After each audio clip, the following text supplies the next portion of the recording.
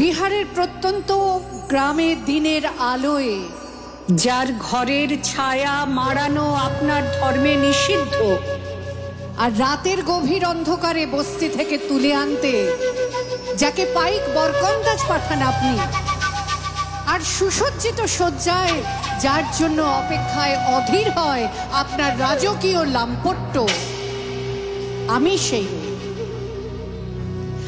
সেই মেয়ে অসমে চা বাগানের ঝুপড়ি কামিন বস্তি থেকে যাকে আপনি নিয়ে যেতে চান সাহেবী বাংলোয় মধ্যরাতে, ফায়ার প্লেসের ঝলসে ওঠা আলোয় মোদির চোখে দেখতে চান যার অনাবৃত শরীর। আমি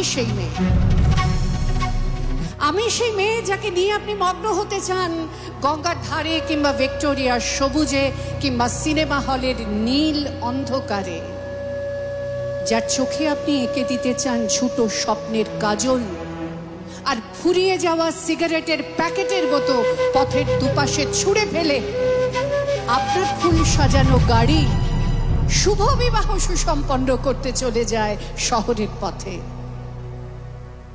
কোণে দেখা আলোর গোধূলিতে একা দাঁড়িয়ে থাকা আমি সেই মেয়ে, এমনকি দেবতাও যাকে ক্ষমা করেন না, অহংকার আর শক্তির দম্ভে যার গর্ভে রেখে দেন কুমারীর অপমান, আর চোখের জলে কুন্তি হয়ে নদীর জলে ভাসিয়ে দিতে হয় কর্ণকে আত্মজোকে। আমি সেই মেয়ে।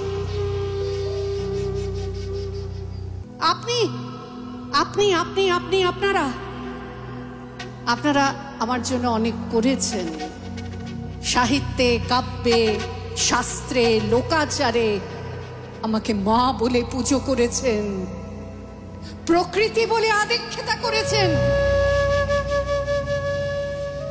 আবার শহরগঞ্জের কানাগলিতে ঠোঁটে রং মাখিয়ে কুপি হাতে দাঁড় করিয়েও দিয়েছেন। হ্যাঁ, আমি সেই মেয়ে। হয়তো একদিন, হয়তো অন্য কোনো একদিন আমার সমস্ত মিথ্যে পোশাক ছুঁড়ে ফেলে দিয়ে আমি হয়ে উঠব সেই অসামান্যা। খোলা চুল মেঘের মতো ঢাকবে আমার খোলা পিঠ, দু চোখে জ্বলবে ভীষণ আগুন, কপাল ঠিকরে বেরোবে ভয়ঙ্কর তেজরশ্মি, দু হাতে ঝলসে উঠবে খড়গ, দু পায়ের নুপুরে বেজে উঠবে রণদুন্দুভি, নৃশংস অট্টহাসিতে ভরে উঠবে আকাশ। দেবতারাও আতঙ্কে স্তব্ধ হয়ে বলতে থাকবে মহামেঘা প্রভং ঘোরং মুক্তকেশী চতুর্ভুজং কালিকাং দক্ষিণাং মুন্ডমালা বিভূষিতাং। প্রচন্ড দাবানলের মতো আমি এগোতে থাকবো, আর আমার এগিয়ে যাওয়া পথের দুপাশে মুন্ডহীন অসংখ্য দেহ ছটফট করতে থাকবে। সভ্যতার দেহ, প্রগতির দেহ, উন্নতির দেহ, সমাজের দেহ।